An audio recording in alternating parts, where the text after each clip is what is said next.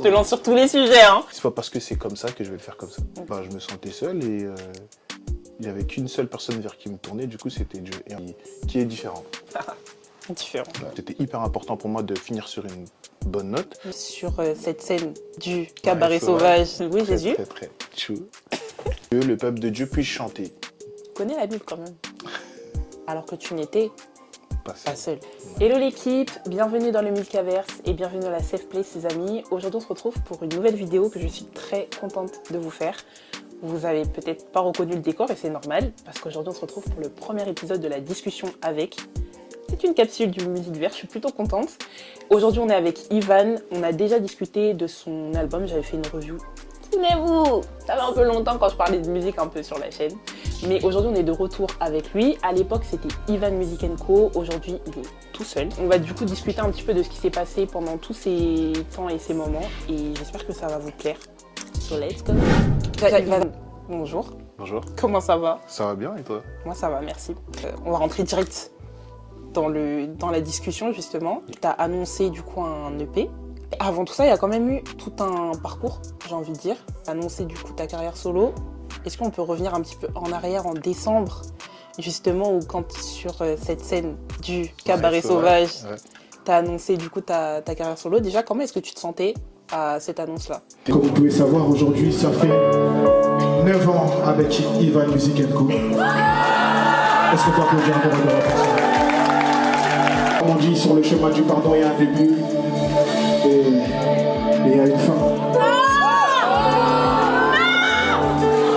Mais il y a de bonnes choses qui arrivent. Et je préfère vous assurer que je reviendrai différent. Est-ce qu'on peut applaudir pour le roi des rois? Et émouvant. Parce qu'en vrai de vrai, on part quand même sur 10 ans avec le groupe et avec tout ce qui s'en est suivi, le projet, l'EP, l'album. Et là, de se dire qu'on finit sur une bonne note avec le concert, ça fait quand même un pincement au cœur, mais il fallait évoluer. Donc du coup, c'était émouvant. Annonce émouvante. Tu as directement annoncé, bon, il y avait un peu de suspense, etc. Tu as annoncé ta carrière solo en décembre et tu as annoncé un retour quand même début janvier.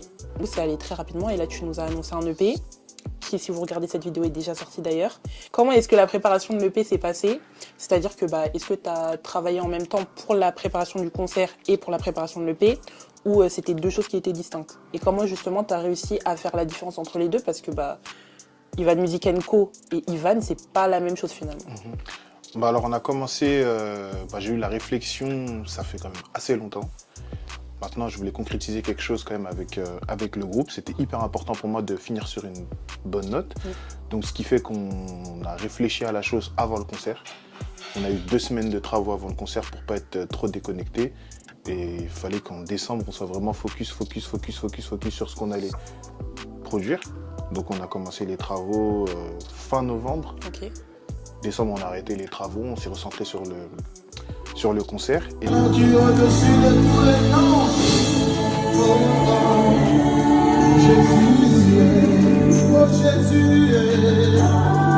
ensuite, après le concert, du coup, je suis retourné en studio.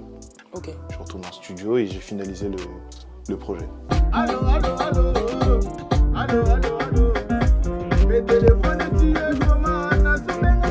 Justement, par rapport au fait que tu es retourné au studio, etc., les sons qu'on a dans l'EP, est-ce que c'est des sons que tu avais déjà écrits quand tu étais encore avec Ivan Music & Co ou au contraire, c'est des sons... en gros, quand tu écrivais les sons, est-ce que tu avais déjà cette vision-là de « Ok, à un moment, je serai seule » ou peut-être qu'on aurait pu entendre des chorégraphies dessus? On aurait pu entendre les chorégraphies dessus parce qu'en réalité, c'est des chansons il y a certaines chansons que j'ai écrites il y a super longtemps. Ce qui veut dire que je les ai composées de manière à ce que ce soit fait avec le groupe, mais en réalité, c'était pas le groupe qui allait les chanter. Okay. Donc c'était sous l'aspect choréite, mais c'était mes chansons à moi en gros. Qu'est-ce qui t'a poussé du coup à te lancer en solo? Alors ce qui m'a poussé à me lancer en solo, en réalité, c'est les circonstances de la vie.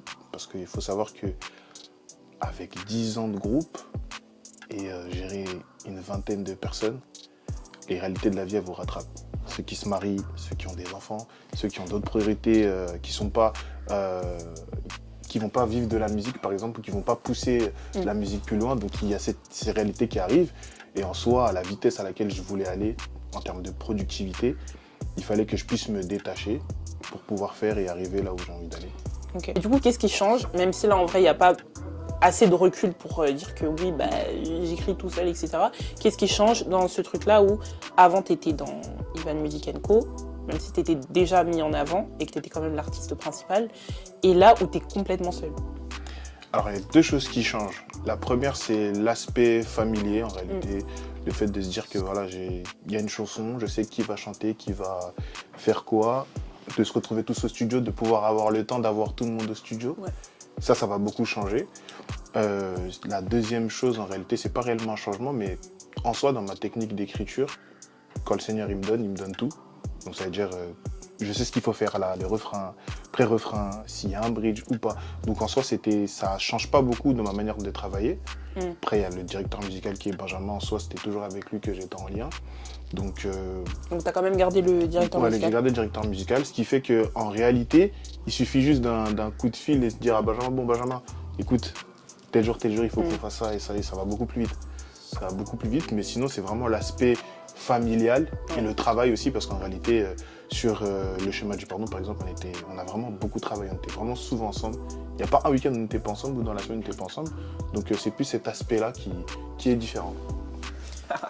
Différent. Ouais. On va directement mettre les pieds dans le plat de cette EP qui s'appelle Différent. Déjà, est-ce que tu peux nous dire pourquoi Différent? Alors, Différent, j'ai choisi ce titre parce qu'en réalité, je viens de quelque part. J'ai fait des choses. Et là, aujourd'hui, je vais faire autre chose. Et pour faire cette autre chose, il faut que je sois différent. Et je pense que le Seigneur, il m'a préparé déjà depuis un bon moment à devenir différent. C'est un processus, en réalité. Ok. Et de base, comme moi j'avais reçu l'idée d'Ivan Music & Co, c'était basé sur des projets qui avaient déjà des noms. Accomplissements, le chemin du pardon en réalité. Et là, c'est venu du tout au tout, mais j'étais déjà préparé à proposer quelque chose de différent. Ok. Et il fallait juste que je sois prêt à fournir à la chose différente. On va rentrer maintenant dans chacun des sons. Est-ce qu'il y en a un de tout l'EP que tu penses qui ressort et qui marque véritablement justement cette différence-là et qui marque un petit peu le top départ de cette carrière solo? Ouais, pour moi c'est Fardeau. Fardeau, je me souviens déjà que même quand j'ai composé la chanson, on était dans le chemin du pardon, Okay. mais elle n'avait rien à voir avec ce qu'on avait fait dans le chemin du pardon, que ce soit dans l'écriture, la simplicité du texte et ce que je veux transmettre comme message à la personne qui va l'écouter, ça change. Ok. Et au niveau de l'arrangement musical, ça change aussi. C'est vraiment quelque chose que, avec Benjamin, du coup, on s'est posé, on a sciencé, comme on dit. Qu'est-ce qu'on peut réellement apporter de différent dans la manière de construire ma musique? Moi, j'ai eu la chanson et que j'ai appelé Benjamin pour lui dire qu'on allait la travailler. On a enregistré un son du chemin du pardon. Ok. La séance, ça s'est fini. Bah, on avait le temps. Resté au studio, on l'a travaillé. Et un gros big up à Benjamin et à Eleonore. C'est avec Eleonore qu'on avait fait la maquette. Et bah, du coup, après, on a retravaillé ça. On va rester un petit peu dans les sons un petit peu soft, un petit peu avec des BPM un peu. Et on va aller sur Pas Seul. Moi, j'ai trouvé que ça m'a fait penser à certains sons que tu avais fait justement quand tu étais encore Ivan Music & Co, tu vois. Mais du coup, le son Pas Seul, moi, ce que j'ai trouvé qui permet qu'il puisse se différencier justement et où je vois que, ouais, non, il y a de la différence. Pareil, c'est les chœurs. Mais j'aimerais quand même que tu puisses rentrer dans le détail des paroles parce que je trouve que c'est un message qui est quand même important, qui est fort. Ouais. Dans la vie chrétienne, il y a des moments où tu as l'impression d'être un petit peu solo, alors qu'en réalité, tu vois, il y a toujours Dieu qui est avec toi. Est-ce que tu peux rentrer vraiment profondément dans le message? Et s'il y a une histoire derrière aussi, est-ce que peut-être c'était un moment où justement tu te sentais seul, alors que tu n'étais pas seul? Ouais. Bah, pour la petite histoire, j'ai écrit Pas Seul en même temps que j'ai écrit Ta Présence. Ok. Et je me sentais seul du coup pour le coup. Mais c'est bizarre parce qu'en réalité, je suis super entouré. Moi. Je suis grave entouré. Et bon, après, je ne monte pas, je ne l'expose pas. Mais avec mes frères et mes soeurs, on est souvent ensemble de base. Et il est arrivé un moment où je me sentais seul et il n'y avait qu'une seule personne vers qui me tournait. Du coup, c'était Dieu. Et en réalité, il m'a montré par A plus B qu'il était avec moi. Tu vois. Et je me suis appuyé du psaume 23. Et Tu connais la Bible quand même. Et du coup, j'ai commencé à écrire la chanson un matin aussi. Du coup. Ok. Je l'ai écrit un matin et comment je pensais la chanson, elle était censée arriver avant Ta Présence. Ok. Donc du coup, dans l'album, le chemin Dans du l'album, le chemin du pardon était censé arriver avant ta présence, mais elle n'est pas rentrée dans le projet. Ok. Et du coup, là, j'ai voulu remettre cette chanson dans le projet pour vraiment parler et sensibiliser les personnes qui se sentent seules. Parce qu'en réalité, même si, comme moi, quand tu te sens entouré, en réalité, tu peux te sentir seul à quelques moments. Et notre message, en réalité, notre devoir, c'est de mettre Dieu en avant. Tu ne peux pas faire un projet qui ne met pas Jésus au centre. Et les personnes ont besoin d'entendre ça, que tu n'es pas seul. Même si, en réalité, tu marches tout seul, ou tu es dans une situation où tu sais qu'une personne ne peut pas t'aider, tu peux t'appuyer sur Christ. Et c'est la simplicité de la chanson résume tout. C'est un message fort. C'est un message fort, c'est fort, c'est fort. Là, on se le dit, hein. On va aller sur 777. Ouais. Je trouve que c'est une bonne transition. Parce que justement, quand t'es pas seul, qu'est-ce qu'on appelle? Exactement. Il y a une volonté de faire un big up justement à ce son-là ancien, sachant que, en vrai, il y a déjà des personnes qui ont soit samplé, soit essayé de faire des remixes un petit peu de ce son-là. Mais toi, c'était quoi la volonté derrière? Est-ce qu'il y avait ce truc-là de... Vraiment, non. Il était involontaire. Ok. C'était involontaire, mais je sais que dans la construction du morceau, du coup, là, quand on l'a posé récemment au studio, j'avais envie de rendre hommage à toutes les personnes qui par le biais de Charles Mbaya, a eu cette idée de faire allô, téléphone, que ce soit allô, allô, allô, Lola, ou d'autres choses, tu vois. Mais du coup, dans la construction, on s'est dit, bon, faut qu'on soit efficace, il faut que le son, il parle directement. Ce serait trop faire l'hommage et tout. Mais en soi, il y a eu un précurseur, il y a une personne qui a fait un son sur cette thématique-là, et on respecte, et on salue. Sur ce même registre de son un peu plus rythmé, Oui. là par contre je sais qu'on a du vrai CBN, du CBN, bon, pur. Moi je veux pas de bif avec les puristes, hein, pardon. Mais en tout cas on a un CBN qui est Molongi. L'EP, comment il est construit, t'as quand même des sons un peu afro, un peu R&B.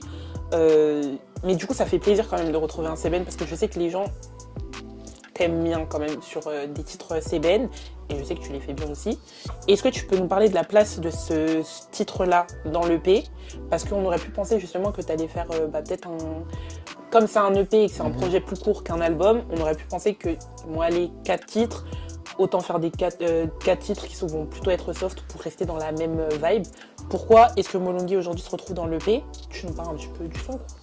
Ok, j'aime bien la question parce qu'en réalité, comme je disais tout à l'heure, je suis grave attaché à mes racines. Et je suis partisan du fait que ça change en rien, en réalité, que CBN, pas CBN, glorifie en l'éternel.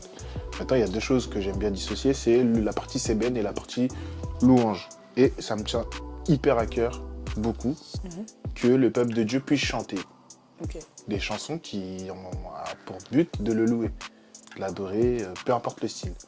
Donc il est important pour moi de le mettre aussi dans l'EP parce qu'en soi ça ne change pas la personne que je suis. Je suis différent, mais j'ai pas changé. Et quand tu entends Ivan, en réalité, tu sais qu'il y a cet aspect-là que j'ai. Et je m'en cache pas. Donc pour le coup, Molongi est rentré dans l'EP en soi parce que je voulais qu'elle rentre dans l'EP, déjà, ça c'est sûr. C'est important pour moi de mettre Molongi dans le projet, histoire aussi de ne pas perdre aussi les personnes qui me suivent depuis. C'est pas cohérent de faire ça. Et en soi, il faut louer Jésus, quoi. C'est très important. Oui, Jésus. Très chou. On peut leur dire que tu as retiré un des titres. On peut en parler. Je te lance sur tous les sujets. Hein. Bon, je pense que vous l'avez tous compris, mais pour ceux qui, peut-être les termes musicaux sont un peu compliqués, un EP, c'est un projet, du coup, qui est plus court qu'un album. Un album... Bon, aujourd'hui, les albums sont courts. C'est vrai, la consommation, elle a tellement changé. Aujourd'hui, les albums sont courts. Alors, qu'est-ce que tu penses de la consommation aujourd'hui de la musique? Je trouve que le sens même de l'album, ça a perdu sa valeur. C'est pour ça que les gens ils font un peu de la fast-food musique, histoire d'avoir des streams ou autres. Alors que pour moi, un album, c'est quelque chose de gros, qui est consommable sur la durée. Et vu que le système en a décidé ainsi, tout le monde se plie à la chose. C'est pour ça qu'il y a les artistes de niche et ceux qui ne sont pas nichés. Il y en a d'autres qui décident en réalité, c'est pas parce que c'est comme ça que je vais le faire comme ça. D'où, avec le chemin du pardon, on n'a pas décidé de faire un album qui a pour but de ne pas durer longtemps. Prévenez avec le concert, on a vu qu'en vrai de vrai, avec pratiquement 2 ans, les gens qui sont venus au concert, c'est vraiment des personnes qui écoutaient Ivan Music & Co. Et qui connaissaient sur le bout des doigts, vraiment de bout en bout, les chansons. Et le storytelling aussi de l'album. Et du coup, je pense que c'est plus plaisant quand tu fais des concerts, de pouvoir partager avec le public ce que vous avez mis du temps à faire, plutôt que d'être sur une lancée. Et attention, c'est vraiment nuancé ce que je dis, je critique pas les artistes qui se sont pliés entre guillemets à ce qui se fait actuellement, parce que c'est leur gagne-pain et c'est aussi comme ça qu'ils sont aussi productifs. Mais c'est plus plaisant de pouvoir partager quelque chose que tu as fait avec ton cœur et qui n'a pas calculé le temps, que te dire systématiquement vas-y, il faut que ce soit rapide, il faut que ce soit une favorise de clic et tout. Donc je suis pas à 100% d'accord avec, mais en soi, en réalité, c'est le système. On est à la toute fin, j'ai une dernière vraie question qui rejoint un petit peu ce truc-là de précurseur, pas précurseur, etc. C'est quoi du coup ton objectif maintenant en tant qu'artiste solo, tu vois? Parce que quand tu es dans un groupe, il y a la vision du groupe, il y a la vision spirituelle du groupe, genre qu'est-ce qu'on veut apporter, qu'est-ce qu'on veut amener. Et je trouve qu'en réalité, vous finissez sur une belle note, vous avez fini sur une belle note justement avec ce concert. Mais maintenant, c'est le début de quelque chose de nouveau. On n'est plus dans les on sait pas trop trucs. Là, c'est vraiment le début de quelque chose de nouveau. Qu'est-ce que toi, en tant qu'artiste solo, c'est quoi ton objectif? Qu'est-ce que tu as envie d'apporter, que ce soit dans le corps du Christ, que ce soit sur la scène musicale, même de façon encore plus large, tu vois, la scène musicale gospel, parisienne, francophone et au-delà. Mais qu'est-ce que toi, en tant que dans ce début de carrière solo, du coup, tu as envie d'apporter? Alors déjà, dans un premier temps, en termes ecclésiastiques, on a une mission, en fait, c'est de peupler le royaume des cieux. Maintenant, quand on dit ça, il y a deux volets. Il y a les personnes qui ont été rétrogrades, on connaît, il faut aller les chercher et tout. Mais en fait, le but, c'est d'aller cibler les personnes qui ne connaissent pas du tout Christ, qui en ont entendu parler, mais en réalité, ils ne connaissent pas. Donc, on a ce volet-là qu'on doit prendre beaucoup plus au sérieux. Et c'est aussi un fardeau. Il faut avoir ce fardeau-là de pouvoir aller gagner des âmes, aller chercher des âmes, de faire en sorte que ces personnes-là puissent comprendre qui est Christ, sans pour autant être des bourrins avec eux ou quoi. Mais c'est notre première mission, de faire des nations des disciples. Et quand on parle des nations, on ne parle pas que des personnes de notre communauté ou autre. C'est vraiment tout le monde. Et en particulier les personnes qui ne connaissent pas Christ. Pour ce qui en est de la musique, en réalité, on voit que depuis ces dernières années, le niveau il est en train de s'élever. Et c'est une très bonne chose pour nous. Et en soi, à chaque fois qu'on a l'opportunité de faire quelque chose qui élève encore le niveau, il faut le faire. Donc je suis plus dans cette optique-là d'être plus sérieux dans ce que je fais, de vraiment prendre au sérieux ma manière de chanter, ma manière de réfléchir à la musique, pour que le niveau, pour pas qu'il y ait de la concurrence, ça n'a rien à voir, pour que le niveau en fait de tout le monde puisse être haut.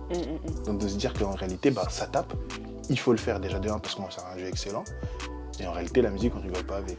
Moi je suis de ces personnes-là, je rigole pas avec ça, et je suis exigeant envers moi-même, et les personnes avec qui je travaille sont exigeants envers moi, et je suis exigeant envers eux. Donc à ce niveau-là, c'est vraiment ça. Être excellent partout, à l'image du Christ. Excellent, excellent, excellent. Ensuite, j'ai pour habitude de traiter certains sujets dans mes chansons, de la vie commune, parce qu'en soi, on a tendance à oublier que, vu que notre musique elle a un but évangélique, c'est comme ça qu'on dit, il y a des choses que des personnes qui ne connaissent pas Christ ne pourront pas comprendre. Donc il faut aller les chercher, ces personnes-là. Donc il y a ça aussi que je veux vraiment beaucoup plus approfondir, parce que j'ai un travail d'évangéliser. Et je peux pas dire je vais grossir le truc, je dis pas que je peux pas chanter quelque chose qui est en lien avec une profondeur biblique, et une personne va l'écouter sans comprendre. Elle peut être touchée et saisie, parce que là, le travail du Seigneur est vraiment en action, tu vois. Mais elle va pas se dire, peut-être je vais donner ma vie à Christ, tu vois. Et je dis ça comme ça, je grossis vraiment le truc, alors que si je traite d'un sujet qu'elle est en train de vivre, et que je l'allie à la parole de Dieu, et qu'à la fin de cette chanson, elle trouve la solution, tu vois, je suis dans cette optique-là, tu vois. Et là, je me dis, moi, j'aurais apporté ma pierre à l'édifice, et le Seigneur, il m'aurait utilisé comme un canal par ce lieu. Merci les amis d'avoir suivi cette vidéo. On se dit à très bientôt pour une nouvelle vidéo sur le Milkaverse toujours. Et j'espère un nouvel épisode du Musicverse. Mais en ce moment, il y a pas mal de petits trucs. Donc je vous invite à vous abonner aux différentes pages, etc. Un grand merci à Divine, derrière la cam, qu'on salue, qui a beaucoup souffert avec nous.